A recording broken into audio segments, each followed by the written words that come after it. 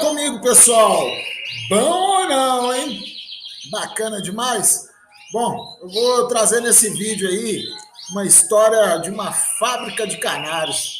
Um pessoal que saiu da Alemanha, foi para os Estados Unidos, fez história, chegaram aí a produzir mais de 65 mil filhotes de canário. Acreditem, 65 mil filhotes de canário.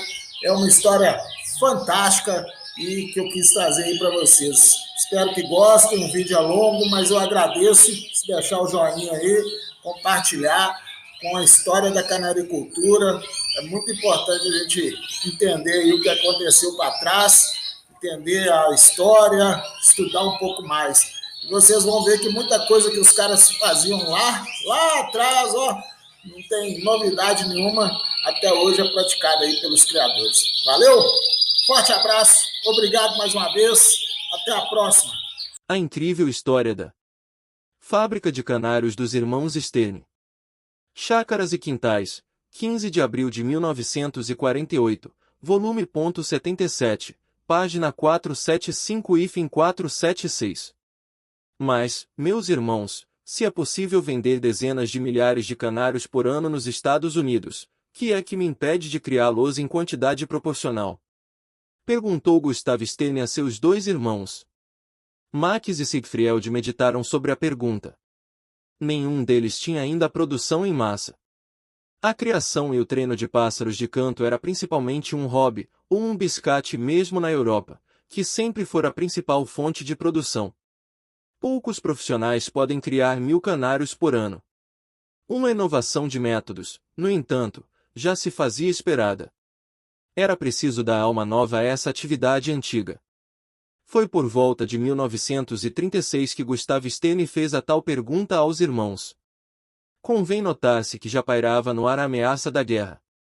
O espírito arguto de Gustav lhe dissera que, em breve, os criadores alemães deixariam de fornecer os pássaros que vendiam deste lado do Atlântico. Max e Siegfried tinham vindo da Alemanha alguns anos atrás. No decorrer desse lapso de tempo o mercado canaricultor de Nova York tinha tomado considerável impulso, quase duplicado em suma. Gustav ficará na terra natal para comprar e despachar os pássaros. A presença de Hitler, no entanto, tornava a sua um tanto quanto insegura. Os três irmãos conseguiram então, 11 anos depois, encontrar uma solução para aquela pergunta feita há tanto tempo. A transformação de um passatempo do velho mundo num big business exigiu tempo, dinheiro, perseverança e, naturalmente, um cuidadoso trabalho de pesquisa científica. Os resultados finais formaram um volume enorme de conhecimentos, muitos deles abrangendo outros campos completamente inesperados. Basta dizer que contribuíram valorosamente ao combate que nossos médicos dão à malária, uma das mais difundidas e custosas moléstias a afligir este mundo. O sucesso dos irmãos Stern marcou também a mudança definitiva do centro de canaricultura da região do Ars, na Alemanha, para um grande arranha-céu americano. Marcou também o estabelecimento da mais original linha de montagem que possa existir. E da mais musical, sem dúvida alguma. O enorme aviário que eles mantêm, perto de Denville, estado de Nova Jersey, onde cerca de 65 mil canários saem anualmente das cascas de ovos, é o que Gustav chama uma loja que, fechada permanentemente, está sempre aberta. A ninguém, com exceção de alguns empregados, é permitida a entrada. E isso há mais de 8 anos. Um cartão delicado, mas bastante positivo, colocado logo à entrada, diz: não recebemos visitas. Desculpe-nos. A exclusão de visitantes exclui também a entrada de gêmeos que poderiam aproveitar a ocasião para infeccionar os pássaros. A experiência é que os obrigou a tal prática. Uma epidemia quase os levou à falência. Salvo-os um famoso patologista especializado em aves, o Dr. F.R. Bealdete. A fábrica de canários ocupa 3 andares de um prédio, local anteriormente ocupado por uma fábrica de meias. Milhares de gaiolas, desenhadas de modo a permitir fácil limpeza, estão dispostas em prateleiras situadas ao longo das paredes dos 3 pavimentos. Aparelhos de esterilização e outros de aspecto estranho, máquinas da nova indústria, são vistos em todos os cantos. O imperador destes barulhentos domínios é o nosso conhecido Gustav Stern. Secundam-no Jacob Isch e William Odenwald. Isch, germano-americano, é o gerente. Odenwald, um homem calmo e criador paciente, veio com Gustav da Alemanha em 1936. Deu seu nome à empresa, que é conhecida como a Odenwald Bard Company. O principal problema que hoje em dia aflige a fábrica de Denville é o de conseguir que de 10 a 15 mil canários selecionados e temperamentais aceitem o acasalamento uma vez por ano, a fim de que mantenham sempre alta a cota de filhotes. Além disso, os pássaros devem ser colocados em grupos distintos, o dos machos e o das fêmeas, escolhendo então os machos com aptidão para o canto. A época mais trabalhosa do ano é a que começa no seu primeiro dia. Um casal geralmente cria 3 ninhadas entre fevereiro e julho. Cada ninhada, em média, de 5 ovos. O período da choca é de 14 dias aproximadamente.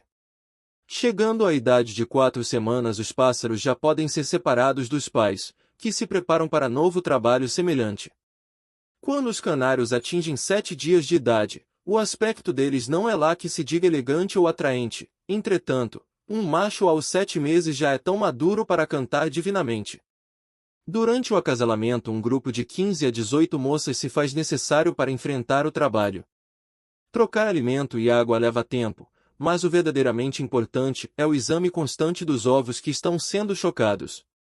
Uma ficha em cada gaiola marca o dia em que os ovos foram postos e a data em que começaram a ser chocados.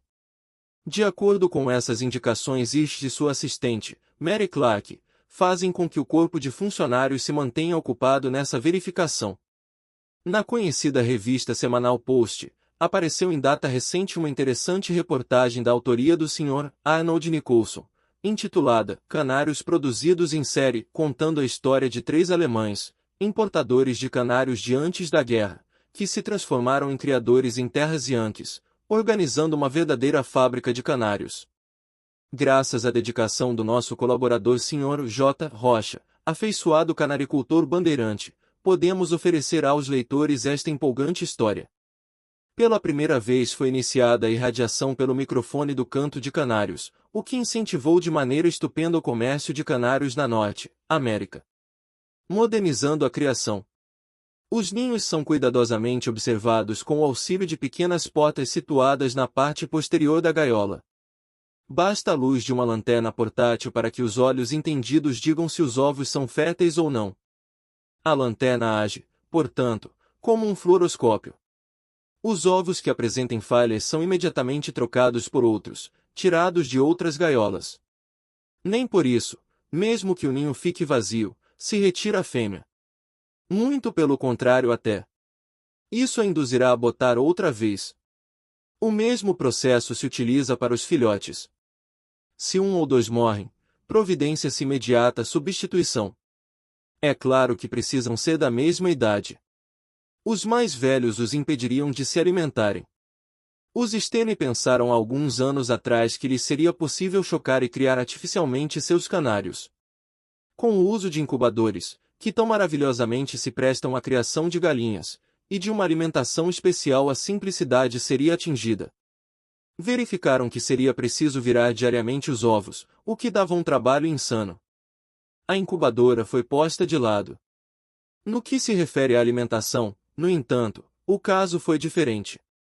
Canários, como pombos e muitos outros pássaros, digerem parcialmente e regurgitam o alimento que dão a seus filhotes. Gustav, um químico amigo seu, Dr. M.L. Zaus, atualmente deão do Yeshiva College de New York, passaram meses estudando a composição química desse alimento pré-digerido. Chegaram mesmo a matar e dissecar alguns pássaros já inúteis e analisaram a fórmula desejada. Experimentando-a, na prática, conseguiram pleno êxito. Experimentamos num só, diz Gustav, mas conseguimos provar que poderia ser feito. Mas que foi caro para chuchu, isso foi. Maior sucesso realmente praticável foi obtido em outros campos. Os pequenos vasilhames destinados à água e à comida, por exemplo, devem ser mantidos constantemente esterilizados. São para isso recolhidos em bandejas e lavados e enchidos automaticamente, centenas de cada vez. Cada casal de canários tem 2 ninhos de porcelana, melhor dito, 2 cuiazinhas de porcelana servindo de ninhos. Isso porque frequentemente só é possível retirar os filhotes quando a mãe tenha posto outros ovos e os esteja chocando. Enorme quantidade de fibra de juta, cortada em fios de 1,5 polegadas, deve ser mantida sempre à disposição dos pássaros que vão aninhar. Cortá-los com tesoura seria um trabalho tremendo. Gustave idealizou um processo mecânico rápido e eficiente.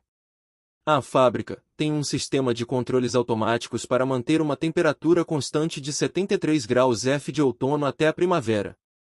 As luzes são dispostas de tal modo que um estímulo de luz solar artificial pode ser dado aos pássaros a fim de apressar a época normal de acasalamento.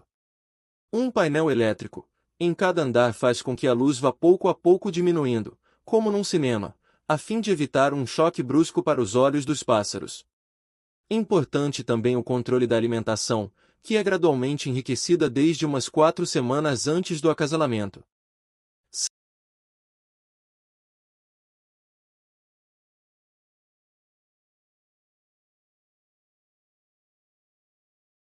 Sempre se coloca o macho na gaiola antes da fêmea. O caso contrário acarretaria uma atitude agressiva deste em relação à fêmea, tornando difícil o acasalamento. Um bom pai geralmente auxilia a alimentação de seus filhotes. Há porém muitos que simplesmente se colocam de lado, engordando cinicamente enquanto a fêmea faz todo o trabalho pesado. A vantagem que há em preparar os machos para um acasalamento prematuro vem do fato constatado de que é mais fácil e mais lucrativo vendê-lo por ocasião do Natal. Para que um pássaro esteja cantando sofrivelmente com 7 meses de idade é preciso que seja chocado antes de abril.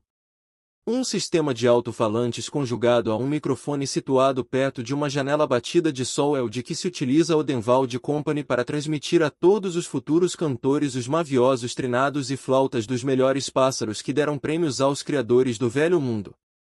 Conservo 2 ou 3 dos melhores cantores num quarto escurecido. Levo-os depois perto da janela ensolarada, diz Isch, e irradia o canto de um deles de cada vez. Ensina assim aos demais os segredos de sua arte, estejam onde estiverem. Algo desapontante, porém, para eles, os Senes e o Odenwald e o canto que alguns canários, chamados choppers, tchau-tchau, produzem. Embora financeiramente sejam um grande sucesso, pois os americanos gostam de ouvir o canto alto, os ouvidos apurados dos especialistas se horrorizam com o barulho. Os pássaros verdadeiramente valiosos são aqueles que exigem cuidado mais atento e demorado. Numa só palavra, os rolers. A não ser em algumas comunidades germânicas, eles não são comuns nos Estados Unidos, provavelmente o articulista não foi bem informado quanto à disseminação do roller em seu país.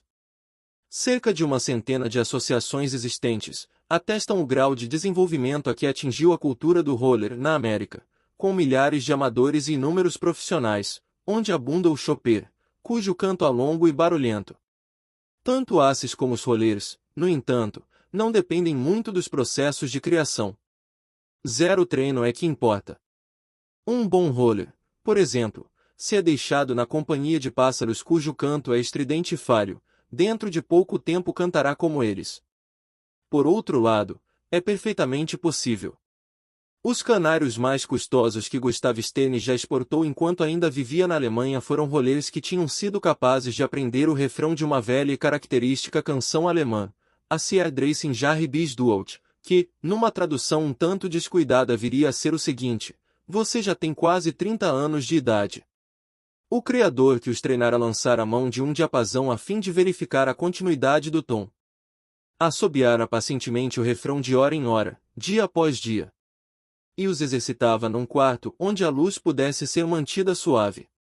Os pássaros em questão foram vendidos na América por 75 e mesmo $100. Dava-se garantia contra qualquer irregularidade. Tive de substituir 2 deles, disse Gustav pensativo. Na terra natal o processo de que se utilizava para incrementar a venda dos pássaros era o de organizar festivais de canto nas pequenas cidades do interior. Como era comum, com o encontro de criadores rivais, muito naturalmente se acendia o espírito de competição. Aumentava o interesse popular e o lucro era considerável. Havia depois festas a bailes para homenagear o vencedor. E os vencedores eram geralmente sapateiros, comerciantes, homens do povo que aproveitavam suas horas de lazer com o pequeno aviário que mantinham num quartinho qualquer de suas casas. Os cernes não herdaram de antepassados o gosto pela criação de canários. Simplesmente decidiram-se a experimentar o negócio. Seu pai era um fabricante de tintas, com alguns recursos, na cidade de Fulda, perto de Frankfurt. Foi Max o primeiro a embarcar para os Estados Unidos em 1926, falando muito pouco inglês, mas determinado já a revolucionar o mercado com suas inovações de produção em série.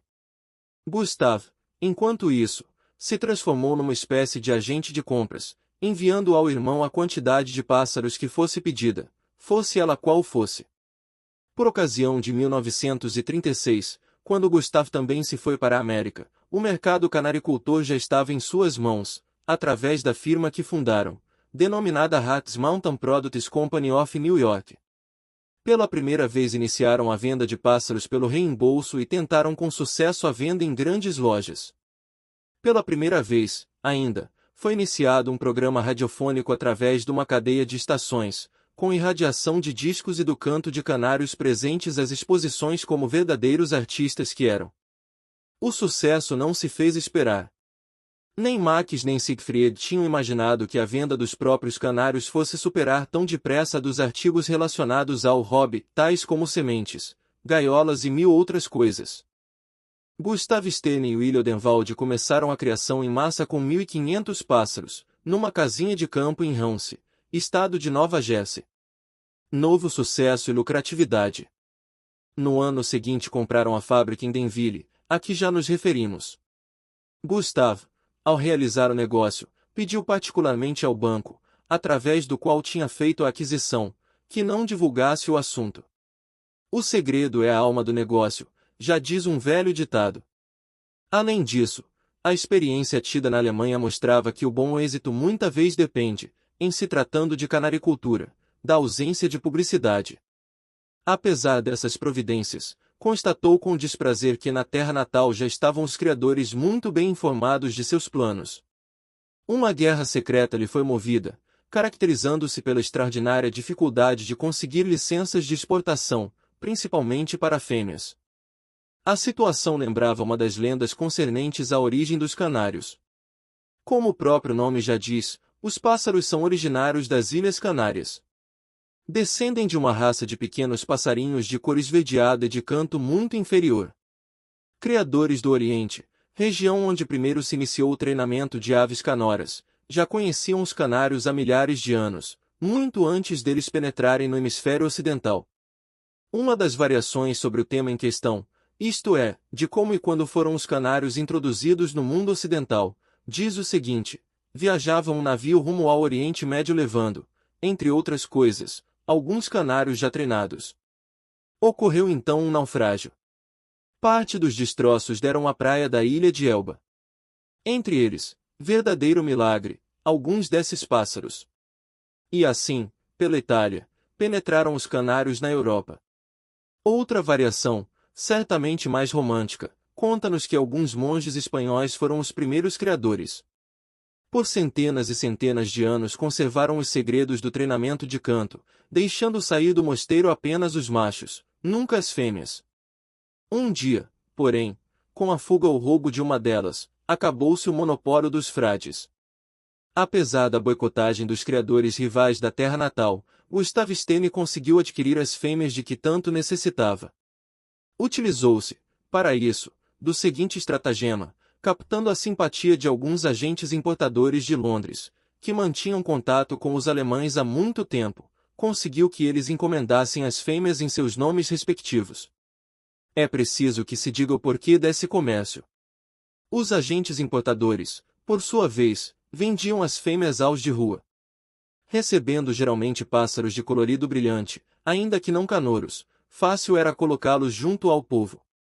Os vendedores de rua chegaram, durante certa época, a vender milhares e milhares de fêmeas. Entre tão grande quantidade não foi fácil a Gustav, com sua experiência, escolher o que de melhor havia.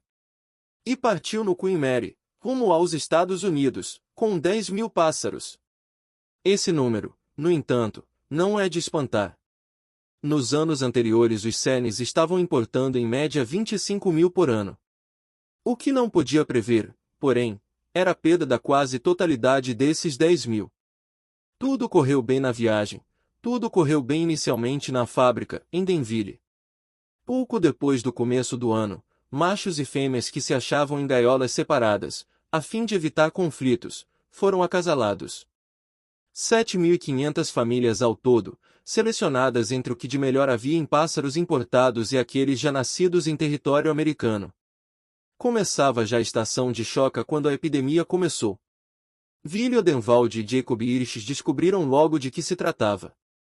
Senap Krankrant, boba, disseram eles a Gustav, que também suspeitava disso.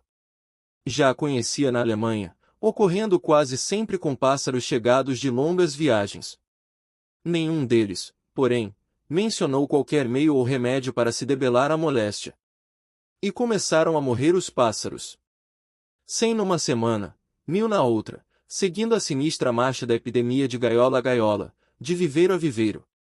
Gustav, desesperado, buscou toda a possível informação em bibliotecas, institutos, universidades. Nada encontrou. Aterrorizado, recorreu em última instância ao seu amigo, Dr. Isaus, professor de Química na Universidade de Colômbia. Chegaram à conclusão de que a origem da epidemia muito provavelmente estaria na alimentação. A fábrica, em Denville, se transformou então num grande laboratório experimental, em que centenas de testes de dieta cientificamente controlados eram feitos em câmaras absolutamente separadas umas das outras. Por ocasião do outono restavam apenas 1.500 canários dos 15.000 originais. Gustav, que tinha passado dias e noites em Denville, numa inútil tentativa de descobrir a causa da epidemia, resolveu nomear alguns agentes na Holanda a fim de que comprassem o maior número possível de reprodutores. Pretendia assim reiniciar as atividades interrompidas. Desse modo conseguiu, tendo ainda o auxílio de criadores locais, reunir outros 7.500 casais. Mas, no que se referia às conclusões sobre causa e cura da epidemia, estava ainda na mesma.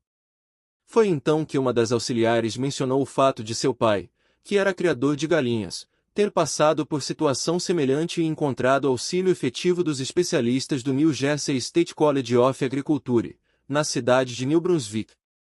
Foi uma mão na roda. O Dr. F.R. Beldete, renomado patologista de avicultura, seria, sem dúvida, a única pessoa a saber dados concretos sobre a gaspindíase e bulba. Muito conhecidas eram as experiências sobre febre paratifoide, em que usará canários. Do contato de Gustav com Beldete nasceu uma admiração recíproca.